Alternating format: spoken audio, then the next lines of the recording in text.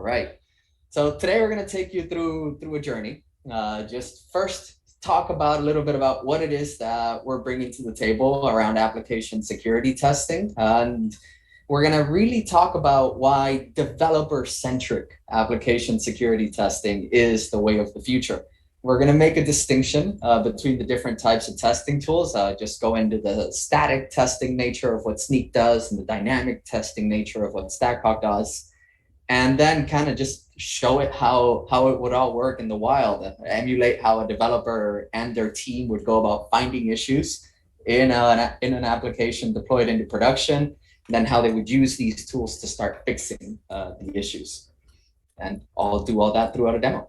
So with that, this is us again, Tomas Gonzalez from Snyk, Scott from Stackhawk. You will have access to these slides if you want, including our contact information. So happy to connect on LinkedIn, Twitter. Let us know. We're here for you. So Scott, we all know this is something we all know, right? Like the more you wait to fix bugs, like the more expensive it becomes. That's something we can agree on, right? And today's application, it's going to be pretty expensive. Yeah, I think everyone kind of instinctually knows this. When I actually ran across this chart, I felt it was like an amazing representation of what this feels like when you're doing it in an organization and you're trying to get stuff fixed after it's deployed to production. Like relative cost of an individual person's time feels like this, as well as how much time you actually spend in salary and production delays and feature delays and all that good stuff. So I actually really like this chart. Yeah, well, it's universal. I'm sure it's the reality a lot of people really deal with. And this is in many organizations, they think, fixing issues, finding issues, that's what testing is for, right? Like you should just be able to test for all these things. But today we're really different. We're narrowing down this case, right? Just looking at cases where you might not necessarily have a test written for a particular case in your application. And so how can tools that augment your practices, augment your testing, how can they really help you just fix the issues sooner? And I'm just going to tear through these slides. Scott and I are going to go back and forth on some of these so we can get to the good stuff. So Scott, do you want to take us a little bit through this journey many organizations go through today? Absolutely. Thanks so much. So, we just talked about here's why engineers do tests. Here's why they do unit tests. Here's why they do functional tests. Because the place you don't want to find those errors, like the thing you built doesn't work, or when you do X on the thing, it doesn't work. You don't want to find that from customers. That's a bad experience. Somehow we treat security tests like that. And so that's kind of how it feels and how it happens today. A lot of the different organizations out there that are working on evolving their application security program are kind of pushing stuff to production and going, man, I hope we don't have bad things happen to us. I hope if we do have bad things happen to us, good people are finding them. And the very last part of that is, oh man, I hope threat actors don't find a thing and exploit us. Because that obviously that 40x number goes a lot higher if that's what happens. But usually what happens is we produce stuff, we push it to production, and at some point in the near future, that could be minutes, probably not minutes, to weeks or months away from a production release, we do some kind of security test, whether that's a pen testing engagement or a bug bounty engagement or a security researcher or even the internal AppSec team being able to go and test stuff. And that has decoupled itself from the development lifecycle greatly. So by the time you get back to the developers about, hey, there's a problem in the thing you built, they've long moved on to another sprint, another project. The thing that they worked on might not even build on their laptop at this point because they've moved on to stuff. And so that's where this 40x thing starts coming in, where it's really expensive to even get back to, oh man, we got to go revisit this thing again. And it's largely due because when you think about application security and you think about it in the security team owns this and they're the only ones that can do the testing and the only one that can find the report and report it, they just can't. Application security teams can't scale with an engineering team. Yeah, that's true. But there's a term that Stackhawk has coined, right? So when you scale out the application security team and developers can find bugs between the security team does, I bet you all won't guess what it is. Scott, you want to take a guess? I want to say that's a little awkward. So it's just a little awkward.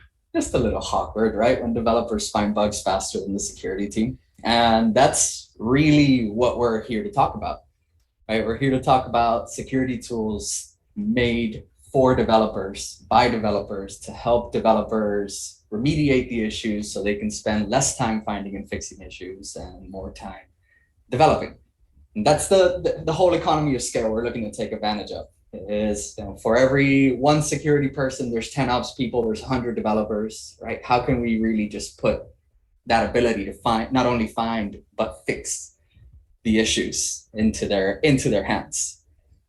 And, you know, you can really instrument this as part of the development pipeline. You know, and there's really two main types of techniques that we're going to talk about and show during today's pipeline. I'll cover a little bit of static testing, and Scott will talk a little bit about dynamic. But static testing, you know, this is, as the name implies, we're going to see how just point it and go. You see, here's the code. We're just going to read it. We're going to parse over it, semantically look at it. We're going to look at the dependencies and not really execute the application, just look at the application as it's written and look to see what patterns we can identify or what known vulnerabilities and dependencies we're using we can identify.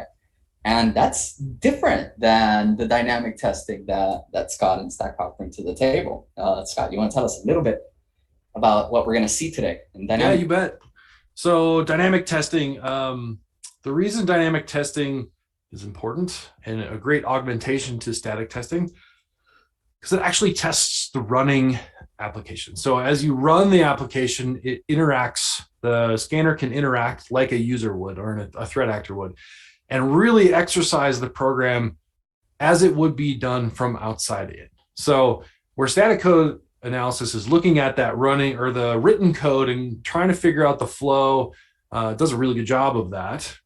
The dynamic analysis is actually exercising that running application and throwing bad strings and all kinds of malicious input into the application to make sure that it handles it correctly. The other thing that you get with dynamic analysis is looking at things like how you're handling cookies on an HTTP application.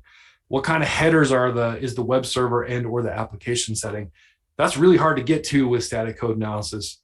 The downfall, or maybe the weakness of dynamic analysis is it can't go, it's this line right here. And that's where static analysis is really good.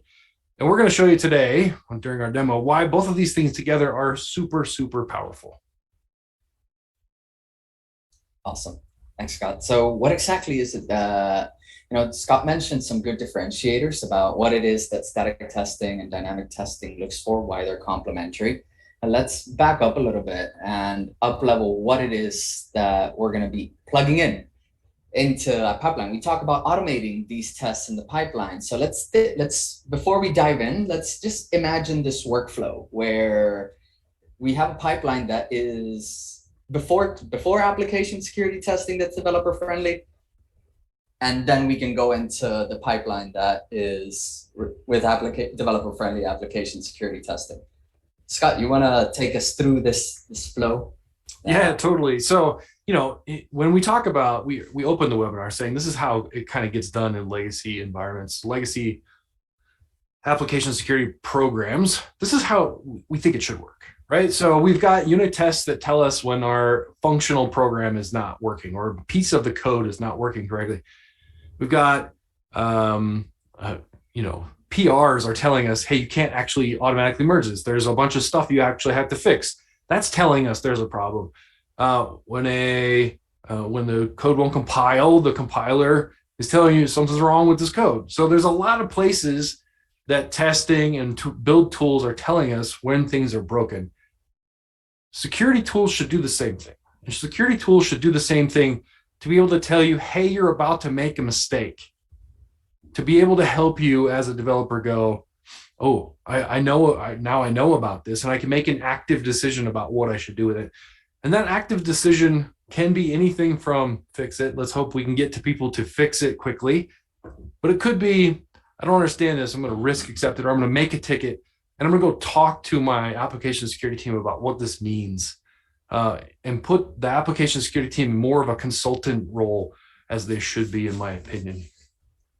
Totally. And imagine cases where the unit test doesn't tell them because they don't have they don't have a test written for a particular case. Because they don't have that test, the PR doesn't catch it.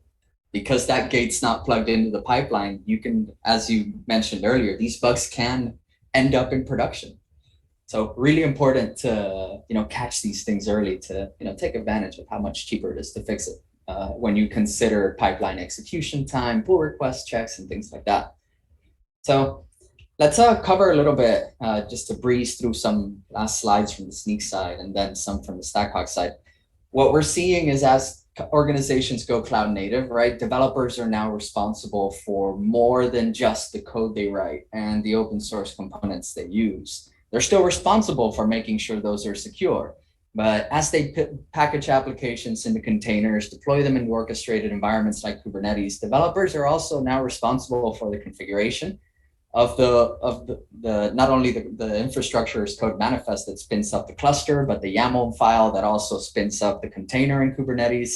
They're responsible for hardening that operating system, and they might have a base image team that can help them with some of this, but a lot of times they might not. And so developers have to make sure that the Linux distribution they're using for their parent image and their container is secure and it's not introducing vulnerabilities.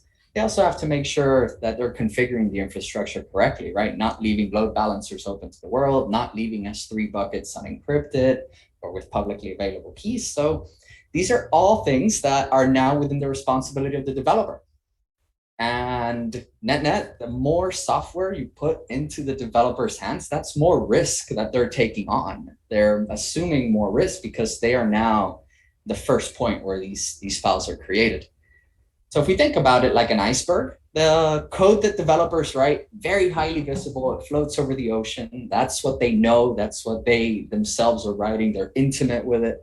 But then as you go deeper, the open source packages that they pull into their code base introduce potential risks. Packaging that into a container introduces a potential risk. And then deploying that into infrastructure defined as code introduces misconfiguration risk. All of this is what developers are responsible for. And that's part of what Snyk is here. Snyk is here to help solve. And just to give a quick overview of who we are, we have over 3 million developers worldwide that are using Snyk, over 900 employees, still growing. And we're working strategically with AWS on a couple of joint offerings. Like what we're going to demonstrate today, we have a code pipeline integration that we've built jointly with AWS. We have achieved our DevOps and security competencies. We're on the marketplace. So definitely want to make it easy for clients on the AWS cloud to have access to what we're going to show today. So with that, just to give a small preview of what Scott and I are gonna really talk about. We have an environment deployed, and Scott's gonna talk a little bit about the Stackhawk bits and what Stackhawk's gonna do. So what we have is an application that is stored in GitHub, and Scott's going to be working on that application locally in his development environment. He's going to be using Snyk. He's going to be using Stackhawk to fix those issues. Then as the code makes its way to our production environment, it's going to go through a couple of GitHub actions, a code pipeline, and a code build workflow that are going to implement those security testing checkpoints.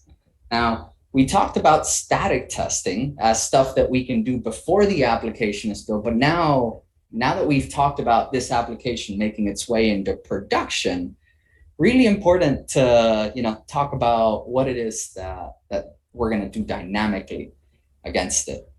So we're still going to be looking at testing during local development and during CI, but this time just to set a little bit of an expectation. Scott, you want to take us through the goodness that Stackhawk is bringing in? Yeah, thanks, Tomas. I love that Tomas is skipping through all the slides. He's like, no, this one, not this one, this one, not this one. Oh, they're going to have it afterwards. We want to get to That's right. Hey, look, I appreciate it. I just think it's good.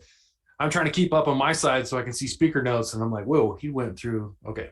Let's talk about Dast. Let's talk about Stackhawk and what we're trying to do at Stackhawk. So Stackhawk is all about modernizing dynamic application security testing, also known as Dast. So if you hear someone say Dast, now you know what we're talking about. So why Dast is the first question a lot of people ask. Dynamic application security testing has left previously a bad taste in a lot of people's mouth. And the reason that is, yeah, exactly. The reason that is because of how it used to run. So it used to run in production against production services, trying to get through all of your anti-automation services, whether it's a WAF or rate limiting or whatever that is. So those scans used to take a really long time. And when the scan was done, you had to then go, okay, who owns this piece of this application? Which engineering team actually, like you do a lot of searching and you make some JIRA tickets. And those JIRA tickets live on in perpetuity for a really long time. And eventually someone goes, okay, we'll fix one. We'll do one. We'll do one. You have our buy-in to do one. And they pick the easiest one and it's super fast. And you're like, oh, but that's not the most important one. And that's how dynamic application security testing used to work. So the reason we think it's important is, again, dynamic application security testing works like an attacker would. So when you do a pen test or a bug bounty program, this is actually one of the very first tools that those pen testers or bug bounty participants actually run, is a dynamic application security scan to try to see if there's low-hanging fruit. So looking at the inputs and outputs of the application, think of it as negative validation testing. I put in a cross-site scripting string. Your application should not send it back to me the way I put it in. If it does, we're going to fail the test, right? So negative input validation. Testing the OWASP top 10 is really important. Sql injection, cross-site scripting, command OS injection, if anybody knows about one of those that has happened recently. One of the best parts about Dast is it's language independent. So if your development team comes up and goes, hey, guess what? We're using a brand new language this week, and it's called, I don't know, let's say it's Rust. And you're like, uh-oh, nothing has support for Rust. I have no coverage. Well, you do have coverage because as long as HTTP endpoints are accessible, Dast can cover that. So that's why Dast is really cool, and I've always liked Dast. As we talked about, that legacy Dast is really high cost to implement, so there's usually, six-figure deal involved there, and a 30-day implementation period that you also pay for, and some training period, and blah, blah, blah, blah. Also scans just a fraction of the application in production. And then vulnerabilities, here's the worst part, right? You have to push vulnerabilities to production to find them. That's not awesome. So when we're talking about modernizing Dast, we're making configuration as code. So following DevOps principles, configuration as code, high repeatability, rapidly scan HTML, REST, SOAP, GraphQL, APIs, and application endpoints. We can automate those tests in CI/CD. So when I say in CI/CD, I mean the test actually runs in CI/CD. It's not a thing that you CI/CD triggers and runs against production. It's running in CI/CD.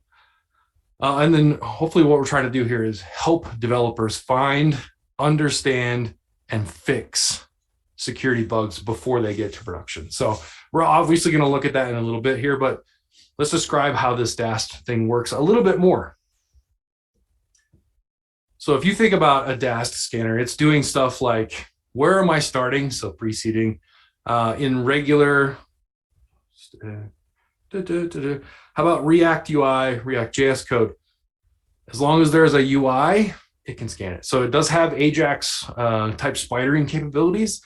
We always recommend customers start at the API layer because that's really where the goodies live, is in the REST API. That's where the data is getting stored, where customers are interacting with, and then also do the UI as well. So you can totally scan React.js, UIs, single page apps, all that good stuff. Spidering, since we're talking about AJAX spidering and AJAX single page apps, spidering is where the scanner will discover the application by looking through HTML links, rendering JavaScript, understanding the REST API via OpenAPI spec, or looking at the GraphQL introspection query to fully understand how the API or application is built. It's doing some passive scanning at the same time, looking at cookies, looking at cross-site request forgery headers, lots of different things that it's looking at that the application is actively sending. And then we begin the attack phase, and that's where the malicious strings are getting put in and pulled back out. And we're reporting that back to the Stackhawk platform. So again, we're looking at a ton of different things along the injection, sensitive disclosure, lots of those things, cookie safety, header safety, tons and tons of different things.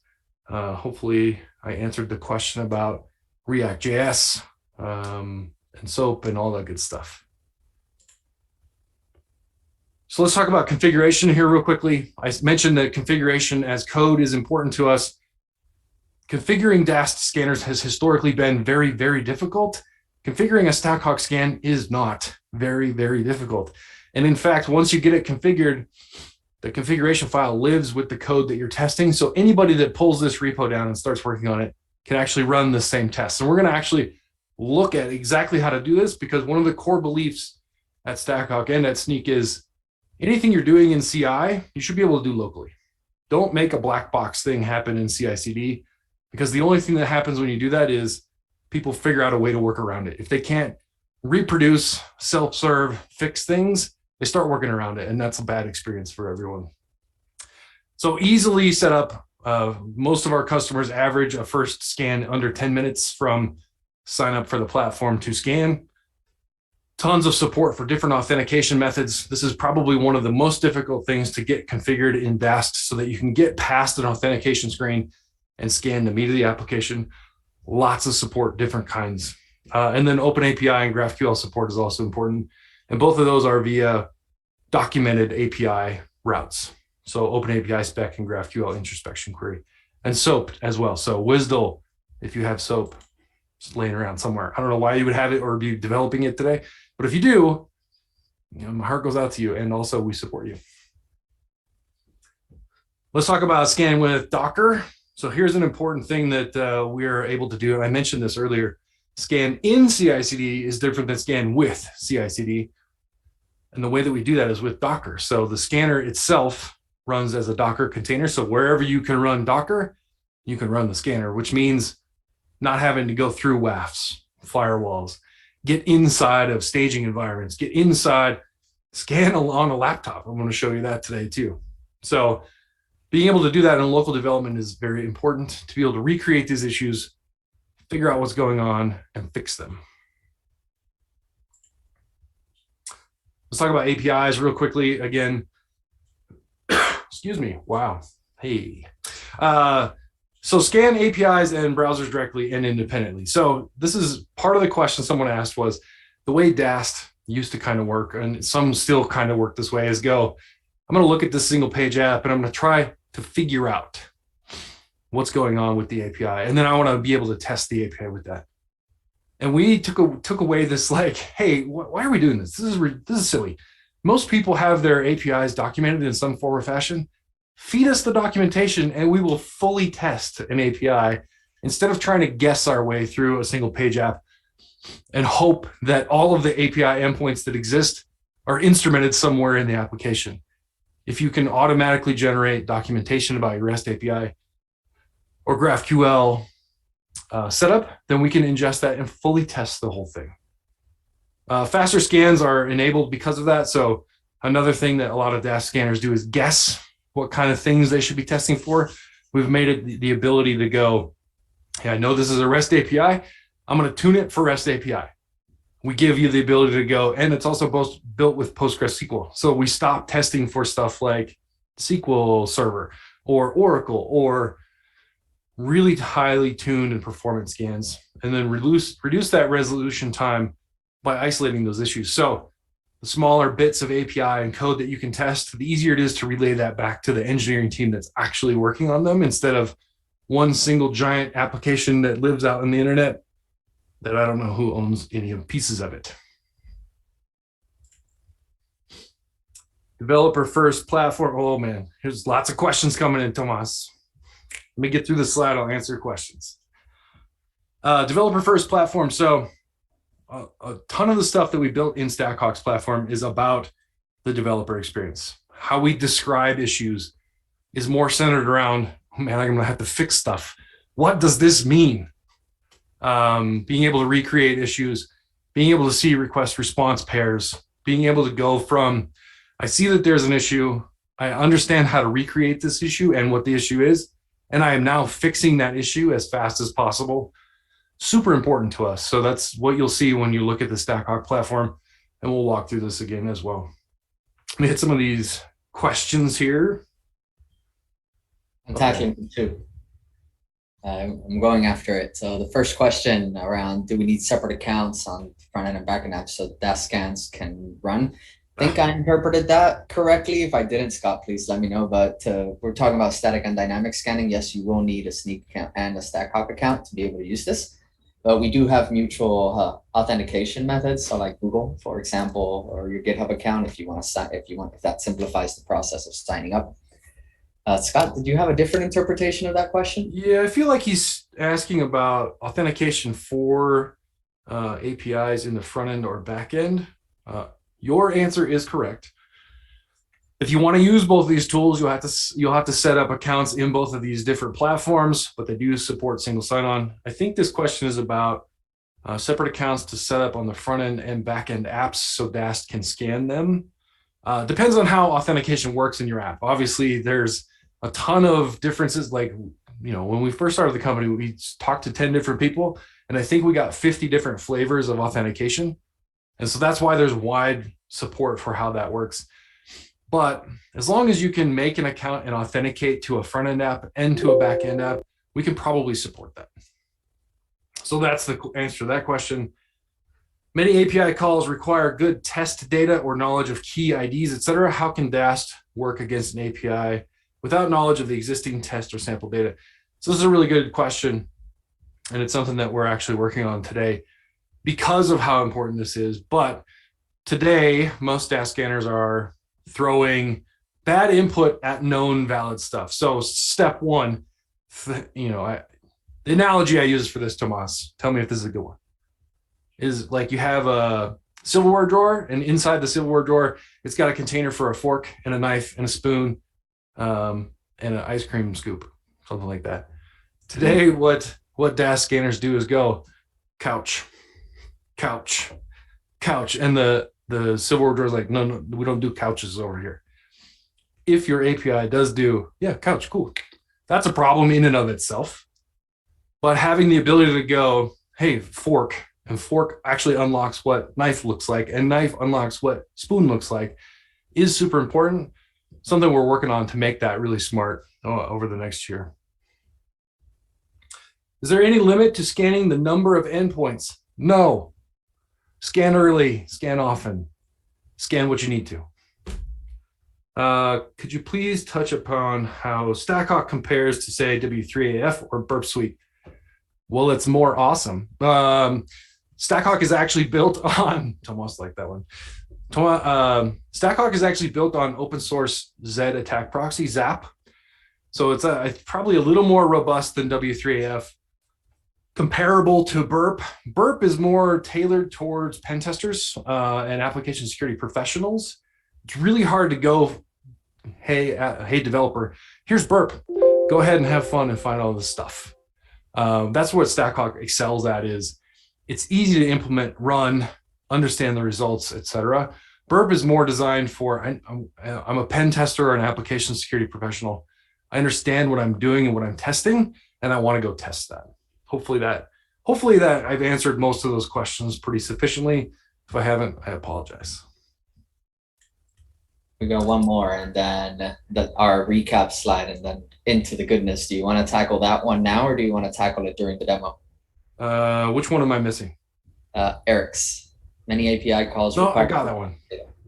Oh, you got that one? Yeah, I got that one. Oh, look at that. There you go. All right. Let's do the recap. And then demo time. Okay, so Stackhawk Recap, we're talking about easy to get started. Like I said, it's a few lines of YAML code here to get a scan up and running. Works in almost every CI system. So we're actually looking at a couple of different ones today, focusing on AWS, code build, code pipelines. Like I said, as long as you can run Docker, you can run Stackhawk. Triage screens are more intuitive. I'm going to walk you through this a little bit. The scanner remembers what you're doing. So one of the big problems is I found a thing, I want to make a ticket out of it. I want to risk accept it. It should remember that over time, so it's not bugging my developers like, hey, I found this thing again. Hey, I found this thing again. Hey, Thomas. Hey, I found this thing again. It should remember that I've done something with it and keep that and keep that state. It gets out of your way. If there's no new issues, you've triaged things, you've made tickets. If there's not any new things, it gets out of your way. It lets you do your job as a developer. I want to put out features and bug fixes for customers. And then ultimately, it's instilling confidence that you're not making security mistakes. So both of these tools are helping you go, I'm confident that I have not made serious, low-hanging fruit, easy to find security mistakes in my code. Sweet. So just to set the stage, again, already talked about this slightly, but if you picture the classic DevOps Mobius, what we're going to be illustrating today is test early, test often. Scott kind of alluded to this. We just want to show how testing can happen at all stages of the software lifecycle. So with that, let's hop straight into good stuff. So to set the stage, a couple of things. We'll be working in both Stackhawk and Snyk today. We have a sample application. The code is on GitHub for everybody that wants to try this or follow along on their own. So the way this currently works is we have two branches in our repository. Scott's going to be working off of the main branch, and then we have another branch, our production branch, which once code is ready to be launched into our production environment, we're going to open a PR from main to production. And that's going to kick off AWS code pipeline, which is going to kick off code build and do a Snyk scan and a Stackhawk scan as well. And then ultimately a container image is going to get built that then gets deployed into a running environment. So with that, our story begins. We have this application, it's running. We scanned it with Stackhawk last time. And kind of to demonstrate that point that Scott made, where development and security should have access to the same information. We have inside the application LifeHawk vulny. See, instead of a live hack, it's a LifeHawk. Get it? But we have the production instance, a number of vulnerabilities that are in that. And then we have our development instance, number of vulnerabilities. So we're going to be able to see how vulnerabilities that are in production can also be found during development. And as we work through this, we're going to see the app is going to go away from development. Ultimately, it's going to go away from production. So with that, let's start as somebody that's monitoring an application, testing running in their production environment. Again, on that expensive end of the spectrum to fix. This app is running, we ran Stackhawk against it, and we can look at the different snapshots of the scans. These are all the different checks that Stackhawk ran. You can actually see more by looking at the scan details, but here, what it's going to tell us, depending on the different types of checks that were ran against the application, we can see, oh no, we have a cross-site scripting. And for every issue that we have in here, we are providing developers the information that they need to hopefully help them fix it, including how it can be remediated. Some cheat sheets for how a reflected cross-site scripting could be fixed. The request that Stackhawk sent, again, visibility, not just a black box, right? Of, oh, look, an issue was found. Now what? You get the request, you get the response that the application sent back, and you get all that in a pretty validation that allows you to resend that request against the app and see it for yourself. So all this information is information the developer also has because it's the same engine, right? So the same information the security people see, developers can also see. Security people are invited to participate in the process by reviewing these vulnerabilities, assigning them, or declaring them that these are, as Scott said, risk acceptable. And that way, by the time developers log into the console, they only see the things that security has already said, this is what's left. This is what we need you to fix. And as Scott said, because the scanner remembers that, then when they rescan, if the same issue is still present and it's something that got risk accepted, it's not going to get surfaced again. So we can see that this is the security practitioner's view in Stackhawk, but it's just as helpful for developers. Similar to what we have in Snyk. In Snyk, we've connected the GitHub repository where this application lives using the GitHub integration. When you import it, you can see the different analyses that Snyk ran. So the code analysis is the static analysis for the code itself. The build.gradle file has information on the vulnerabilities introduced by our open source dependencies, as well as licenses that may not be allowed. Our Docker file has the results from the container base image. Today, we're focusing on the code. And so when a developer goes into Snyk to look at the code analysis, we start seeing some of these same familiar terms that we saw in the Stackhawk UI, cross-site request forgery. We're going to see SQL injections. And what this is doing, it's static, since this is statically looking at the code. So this is the distinction that Scott made earlier. We can tell you here is the line of code where you want to look to see how you can fix this issue. So now, security hat off, let's start thinking. I found these issues and I'm telling my developers, yo, developer, I need this fixed. And Scott's going to play the role of my developer. After I frantically reached out, help, Scott, I have a bug in production. Can you help me fix it? So Scott, can you help me fix this in the application? Yeah, you bet. I'm going to screen share. I'll show you my side. Yeah.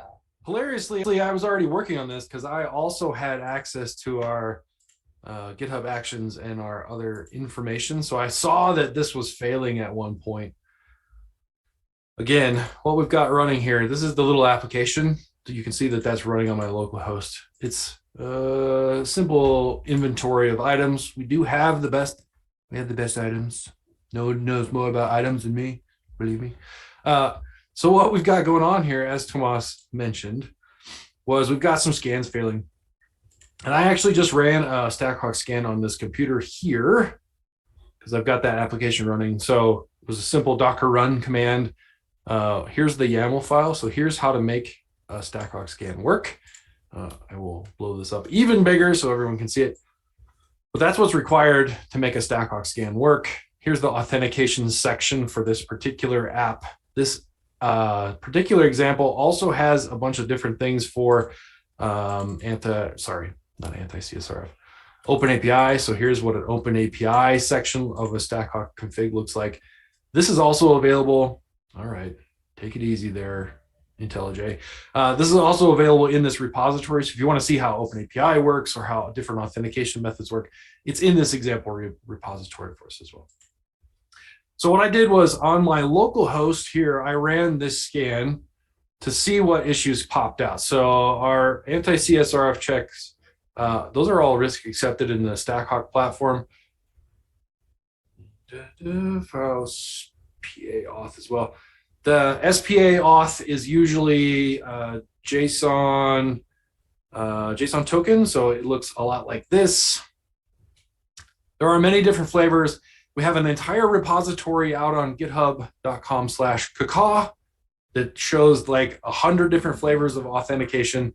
So that will be helpful as well. This particular one, we're focusing on form auth, pretty simple.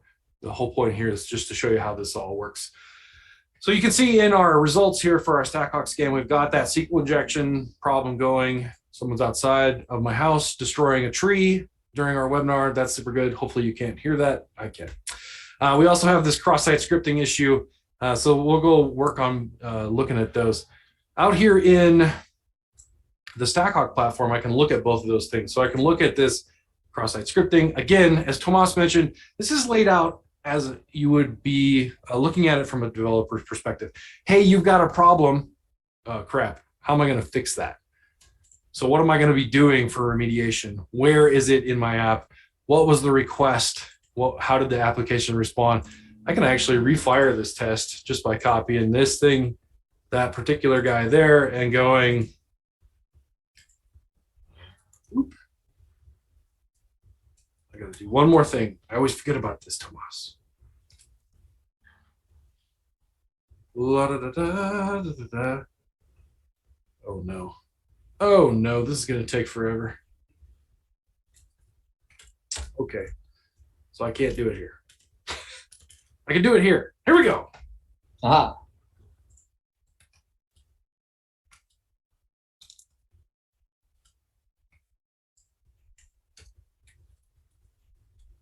here we go. So I could do -K here because it's a self-signed cert. I've actually refired that same Stackhawk test against my app from a command line. So the really cool thing here is that now that I've done that, I can see what the output is and how this particular thing works. This one, last time Tomas and I did this demo, it showed up in here as well. It's not at this point. I don't know why. Tomas doesn't know why. We're digging into that.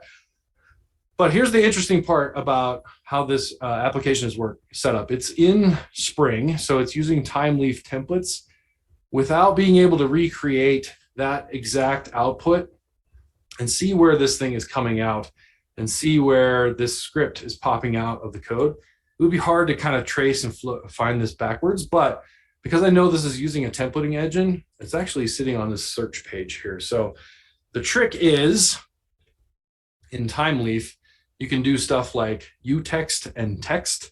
And the difference between those two is the difference between my application is compromised and my application is safe. So utext is unescaped text and time leaf text is escaped text. So the fix for the SQL injection thing here is that. So now, or sorry, cross-site scripting. So now I think I fixed this. We can also give you a retest of this, but let's go look at that SQL injection as well, because the Snyk console is also telling me about a SQL injection problem. So let's start over here on the Stackhawk side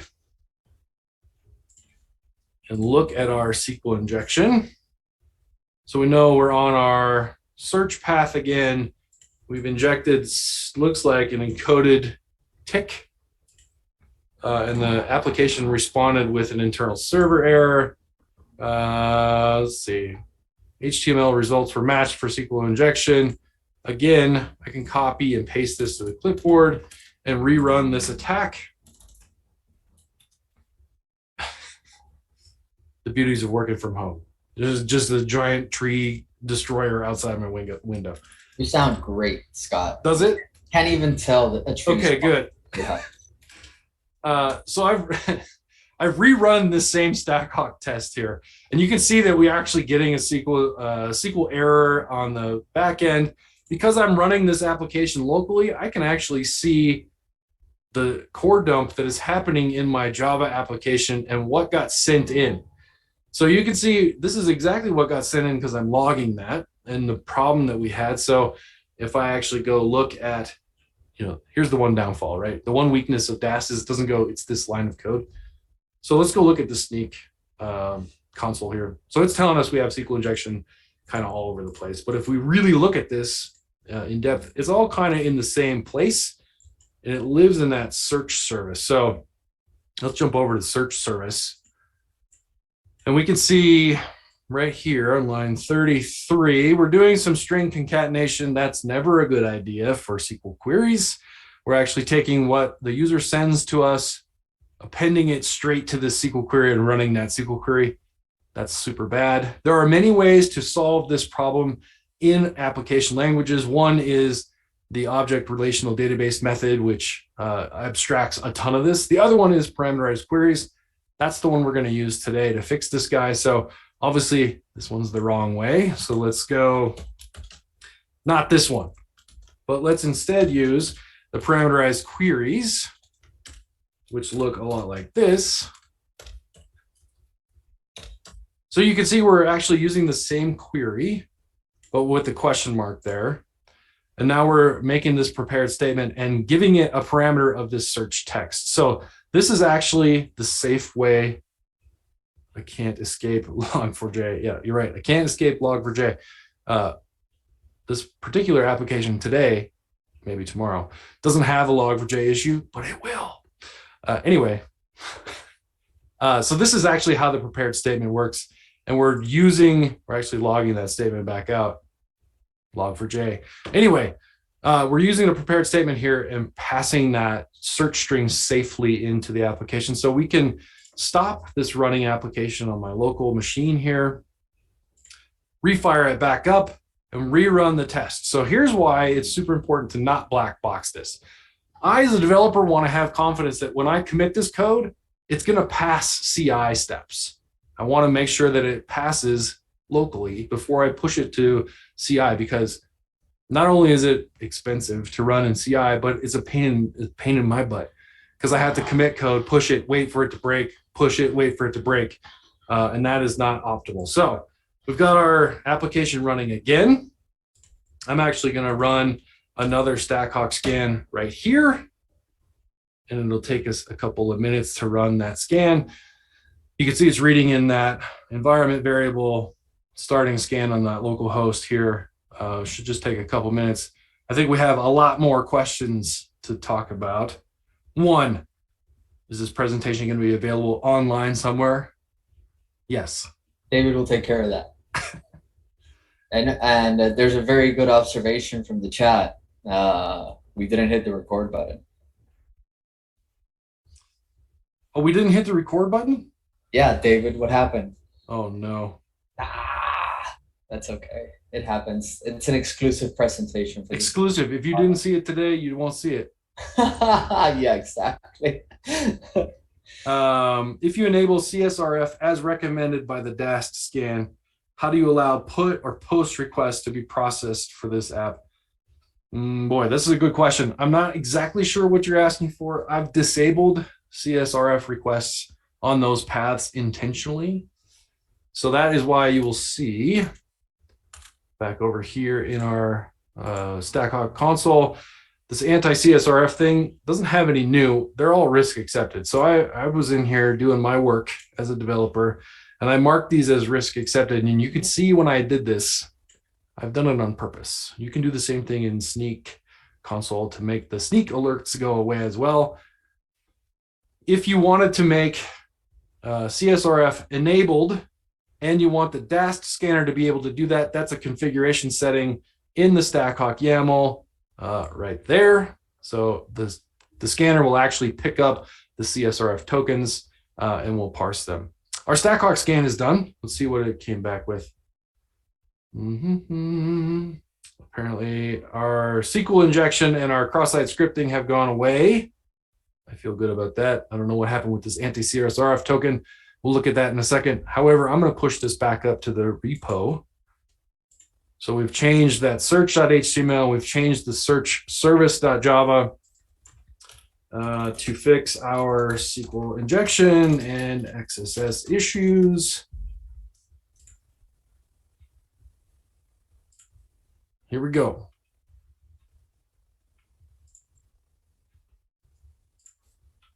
All right, Tomas, I believe the developer in me believes that he has fixed the SQL injection and cross-site scripting issues within this app and retested them on my local host. The one thing I forgot to do was redo this. So let's redo the Snyk code part of this demo. And I'll show you that Snyk code also shows me that my SQL injection is fixed here. As soon as it's done running.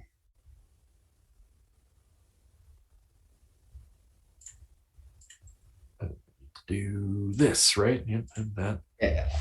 Sorry, I forgot to hit the trash can. I believe our code security checks are now done. You can see that both Stackhawk and Snyk are now saying, hey, pay attention to this CSRF thing. You can see it is also pointing out exactly where to fix that if we wanted to, but neither tool are now reporting a SQL injection or a cross-site scripting issue. I feel good about that. Tomas, as the security guy, tell me if you see the same results elsewhere. I feel pretty good. Let's see. We still have a deployment pipeline to go through. You want me to give that a whirl? You bet. About the sharing. Let's see. Let's give it a go.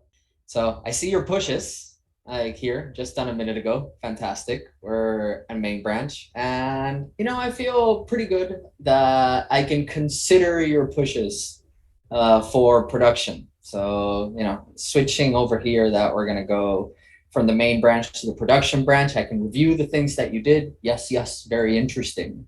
This looks like it's going to be good. So let's create that pull request. Now, a couple of things are going to happen. One, when you connect Snyk to your repositories, it actually adds additional checks to the repository.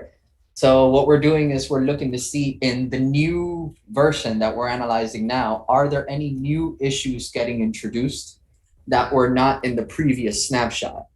So like, are you adding any issues in this pull request? It looks like we're not adding new open source security issues. So you're not adding a log4j issue here. You're no new license issues, no new code security issues. And we also have a workflow that's running Stackhawk once again against the application. So the same tests that you saw in your workstation that were good enough to make the results go away, we're rerunning them in the pipeline just as insurance, right? To give myself as the security team like the assurance that, you know what, this is good. I approve this. So we're gonna let that finish. That's gonna all run as part of our pull request workflow. And then, but I'm gonna take, in the interest of time, let's just say, hell yeah, this is gonna be good. We're still gonna be able to see the results when the tests finish running. But when you merge that into production, what's going to happen is that is going to rebuild the container image. So very soon, we're going to have a brand new image pushed to ECR that has the new version of our application where those vulnerabilities are no longer present. And what that's going to do is it's going to trigger code pipeline, where code pipeline saying, okay, you uploaded a new version of the production image. We're going to rerun those scans again, right? Because you can have different types of checkpoints. You can have less strict checkpoints for your dev and your QA environments and the strictest checkpoints for your production environments. That's part of what we're looking to show here is if we wanted to, that scan that ran previously in GitHub as part of GitHub Actions, we could have told it only no new high severity issues allowed. But this one here, where we're actually deploying the application into a running environment, we can tell it no medium or high severity issues allowed, right? We can get a little bit more strict with the scan. So let's see, the pipeline should have triggered. And let's see if it doesn't trigger, then we can ourselves release the change because it doesn't look like the automatic trigger did its thing. Grr, issues. But hopefully this helps illustrate that the same scans that were traditionally reserved for later in the development pipeline can now be run much earlier in the pipeline in a way that developers get access to the information they need. Like we saw with Scott. Scott was able to get the payload that Stackhawk sent. Because he was running it locally, he was able to look at the application's logs, understand, oh no, this is actually affecting how my application performs.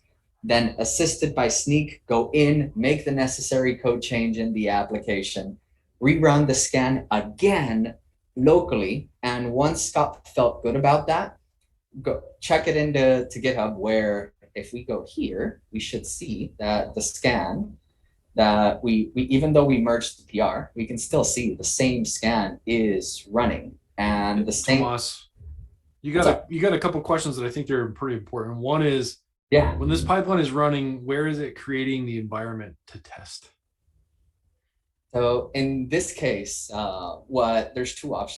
In this case, we're just doing it locally right within the code build worker. We're spinning up the application with Compose. And once the application is spun up, then we're running the hawk scan against the application while it's still in the code build worker.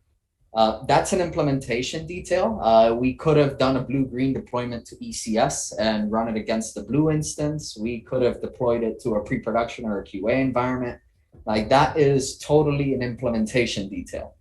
But in this case, we're doing it strictly within code build. I hope that answered that question. I think so. And then there's another one that says, explain get image and get source in your build step. Yeah, so what we're doing here, good question. So that's in code pipeline. Let me go back to code pipeline. So when you're setting up a pipeline, you have the option to tell it what triggers the pipeline. In this case, you can either trigger it by a new image getting pushed to ECR, which is something that our actions on GitHub are handling. And so whenever a new image is pushed to ECR, you can kick off the pipeline, or you can set up the pipeline to execute whenever a certain change is pushed to a branch. in GitHub. So in this case, we're doing the trigger based on the ECR push. And what's happening there is in order to run the Snyk analysis, it needs to clone the code. So that's why we also have it looking at the source so that we can run the analysis against the open source manifest files. So hope that answered that question. These are good. Keep them coming. Yeah, these are super good questions. Keep asking good questions, everybody. I know we've got just a couple minutes left. We can go a little, I can go a little over. I don't know about you, Tomas. I can go over, yeah. Okay, cool. If everyone's getting good value and asking great questions, we'll keep going. Yes. Any other ones? I think that was it. Oh, sweet. Because I don't see the chat. So I'm trusting you, Scott. Look, I'm helping you, man. Sweet. But yeah, so, and that's what we're seeing here. So effectively what's going to happen once the Hawk scan finishes running, we did use that configuration file, and you can see that in the invocation of the Hawk scan. So you can see that we have two configuration files. The big one is the same one that Scott used when running it locally. It's what points to the development instance. So you can see that we have development and production scans. These are two separate configuration files in that repository. But look at that. Like, we had the issue leave development, and then we had the issue leave production. We still have some issues in there, but we're able to see how, okay, we fixed it in the development environment, checked it in, it ran again in the pipeline, it looks good. Based on the threat modeling exercise we did, we have determined this is an acceptable risk in our production environment, which allowed our pipeline to run to completion and ultimately finish. So that's the way we had built this one up. So we see, just to kind of recap what we showed real quick. I know we're kind of at time, but this is what we wanted to focus on. Like, early in the development cycle, Scott was able to use Stackhawk as well as the Snyk IDE plugin to have evidence of a vulnerability in the application that was found by exercising the running application. Use Snyk to figure out where the necessary code change needed to be made to fix that. Then retest it again locally. Check their code in the CI, where using GitHub Actions as well as pull request checks, we were able to validate that no new issues were being introduced into our code base, as well as that the Stackhawk scan was no longer finding those issues that previously caused the security team to go, Then once it was merged into GitHub, we opened a pull request against the production branch, merged it in there. That triggered code pipeline to rebuild our container image and retest it one more time. And ultimately, the deployment step, if I had added it, would have thrown that container image into an EKS or into an ECS to update our application actually running in production. So Scott, like, that was pretty intense. Any thoughts, anything you want to add there to what we showed? Yeah, that is a super intense demo. I think, there's a couple of points I think we make on the next slide here, Tomas. The key learnings. Yes. Key learnings. How could we prevent this? What can we do about this? Yeah, key learnings. So some of the key learnings that we talked about here today: add security tests, just like any other test, unit tests, integration tests, test early, test often. I don't know what the takeaway from that is. Just test early, test often. Simple checks can greatly improve the security confidence in the code that you're producing. SCA and Dast are great places to start if you haven't, and then add more of this technology later. So even if you're just covering open source package dependency problems and Dast scanning, or open source dependency problems and static code analysis and Dast scanning, these are all great places to start. But remember, you can't throw everything all at once at everyone.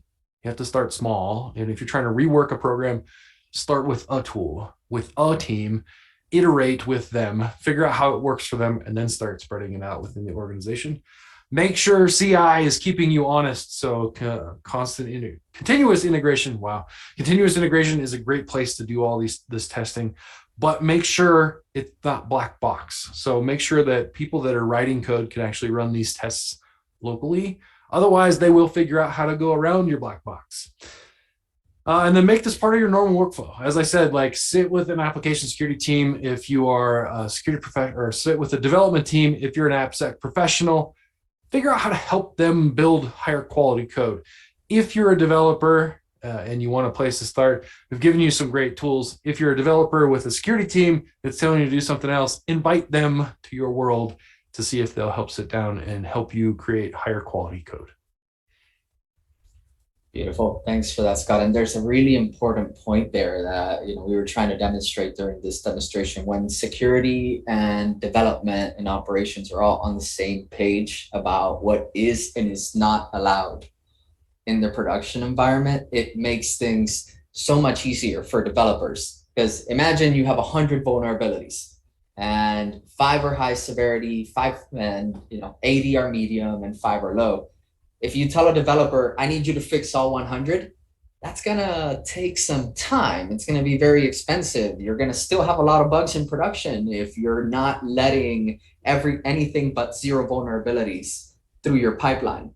So really important to set expectations about what is allowed in a production environment. It's a lot easier to tell a developer, hey, fix these 2 high severity issues today. And next week we'll tackle the next 2, and next week we'll tackle the next 3, or host a bug bounty, right? But very important that everybody knows what they can and cannot push into the production environment. And that will save you developer productivity time. It'll save you pipeline execution minutes, especially when CI systems are billing by the minute. And it will save you overall lots of headaches. So with that, I think see a couple last questions real quick. So how much it costs per repository? So Snyk is built based on the number of contributing developers. I'll let Scott talk about the Stackhawk bits, but for Snyk, we're looking at how many people are contributing to the scope, to the code that is in the repository that we're testing. Yeah, I'm going to make my answer easy. We do the same thing Snyk does. Woo, woo. How many people are committing code to the repository? Because they're the people that are getting the value, right? We're telling them about issues that they are possibly making or mistakes they're possibly making, and hopefully they're fixing them. They're getting the value out of creating high value code that we're identifying. So both places do the same thing for pricing. Yes. Excellent questions. And Scott takes, thanks for answering the Splunk question. That is absolutely correct. It is possible. Now, I was told to show this. This is 1 in 4. I think this was number 2. David, correct me if I'm wrong, but attend all 4 sessions for a chance to spin the virtual wheel and win a prize. So with that, I thought I think we've pretty much reached the end of our planned session for today. If there's more questions, I can stick around for a few more minutes. Scott, I don't know if you can, but thank you all for attending. Thank you for keeping this interactive. Scott, it was a lot of fun putting this together. Everybody in the audience that shot your questions, it was great to see the engagement. We really appreciate you attending today. Yeah, super fun. Thanks everyone for being very asking a lot of great questions. It's really hard to do these demos when people don't ask questions and you're like, oh, well, hopefully this is valuable. Everyone here asked great questions today. Thank you for being engaged in our demo and our presentation today. Tomas, thank you. It's always a pleasure to do a webinar with you and kind of walk through how this all works.